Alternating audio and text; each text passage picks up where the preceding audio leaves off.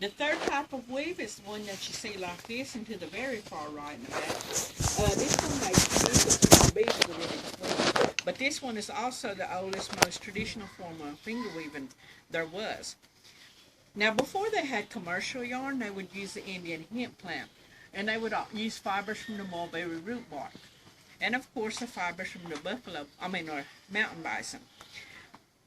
Now, once settlers started coming into the area, then they started using some of the stuff they brought with them, and which was wool. Now, the ladies work with anywhere from 10 to 200 strands of yarn. And, of course, once something is completed, it can be worn as a belt or just a sash, or else they can start piecing them together, making something wide enough to be used as shawls, or it may be even blankets. Is there any question about finger weaving? So they said you use even the plants and everything to that weave. That was what they. This was the most of you. Out of Indian hemp. Yeah. Wow. And they would have colors, because we'll talk about that in basketry, how they would have colored them. They use natural dyes, roots and bark to dye. There's no more questions. We can move to the right.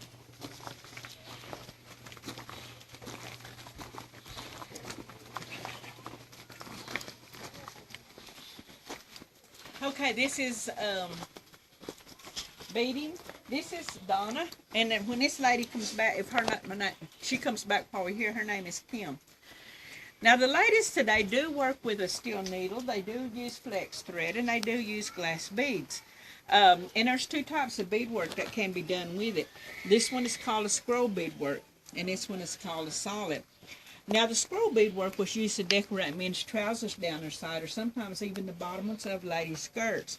Now, this one right here, the solid beadwork, you can see them at working, doing those. You can see them putting on one bead at a time. They'll run the thread through the bead beside it.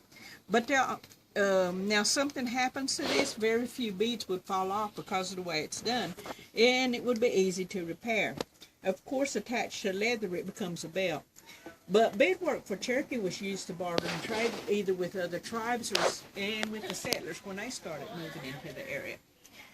Before they had glass beads, what the Cherokees would use would be the teeth, the bones, and the claws of wild animals to decorate their clothing or make ornaments. Now, sometimes they might have made a bead like this. It was just called a clay bead, and it's made from clay.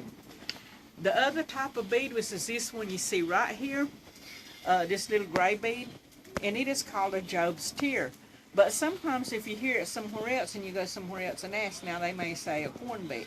So sometimes it is termed as a corn bead. Once bartering and trading with other native tribes, even coastal regions, then you start seeing shells coming into the area. Now, the needle itself was taken from this part of the bone, deer hoof. They would take a bone from there, of course, carve it down, make a needle, and then again using the Indian hemp plant as thread. Now, the beadwork designs at one time had meaning. They told stories. Many of those have been lost, so they do their own design with their work today. Is there any question about beadwork? How long was she? What's her name again? Donna. Donna, how long will you bead? I mean, you must got strong finger muscles, or is it like, endurance wise? It doesn't like cramp up or anything? It really doesn't bother my fingers as much as it does my butt. I like that answer right there. Probably your back too. Yeah. Bless your heart. Thank you, Donna. Have a good day. That was good. That was good. I've never heard it. I'll give you 5 minutes to get down there. Okay. It won't take that long. All right. Okay, this is pottery. This is Dawn. Hello, Don. Now, if there's a lady comes back, her name's Martha, and she sits on this side. This is pottery. And the clay that they do use was once found along river banks and streams. You would have to dig down about a foot, but that would be where you would find it. Now, there's two methods to making a piece of pottery. The first one is called the ball method. The ball method is just taking a ball of clay, balling it up, and of course pressing your fingers down the inside of, and then working around making the walls. The other method is called a core method. That one would be making a disc to form the bottom, making your coils, wrapping them around, and of course then smoothing them down with your fingers. Now once they've got their pot formed out, they might let it sit up like that a little bit and let it get hard just a little bit, or firm up you might say. But what they're going to do then is use something with a real smooth edge. It might be a knife, it might be a paddle with a smooth edge, or it could be even be a shell, just as long as it's got a smooth straight edge. They're going to go around the inside and on the outside and carving it. What this does will give it its even thickness around the edge and around the sides. Now to get that glaze on a pot, they might take a river rock and they'll go around and just rub it. Cherokees never chemically glaze their pots, and they never used the potter's wheel. They never painted them, so they would use a river rock and just rub it, and that would bring out that glaze. Now to put a design on the pot, they might take something smooth with a sharp point, and they might freehand draw them on.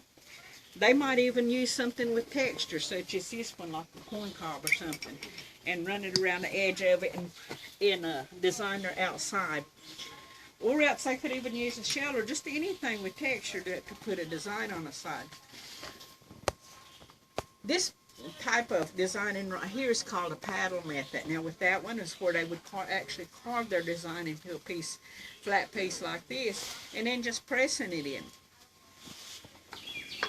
Now, once they've got that done, they're going to let them sit up like you see right here. They're going to let them dry, and they're going to turn chalky white when they're fully dried in the sun. But then when it turns chalky white, it's ready to be fired or burned, you might say. So then what they're going to do, they're going to build a fire. They're going to lay their pieces around the edge of the fire with the opening facing it. And of course, they'll turn a bluish gray. So after that, they'll put the whole thing on into the fire. The burning process might take anywhere from 8 to 12 hours. Of course, that would include cooling time too. And of course, when it comes out, it's going to be one of two colors. It's either going to be a light color or it's going to be a dark color. The light color pots are from burning them or firing them with hard wood. Hard wood produces more flame, so it's going to be a light color. The dark wood is from burning or using soft wood in your fire. It's going to produce more smoke, so it's going to be darker. And of course, if you've got your wood, you got hard and soft wood, then you're going to see this different color coming through. Is there any questions about pottery? He has some smooth hands, I bet.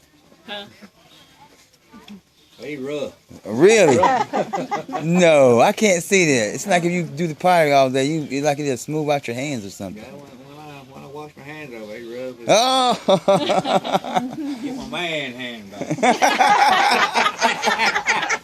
All right, thank you, Don. What we're going to do right now is break so you can make your way back down to the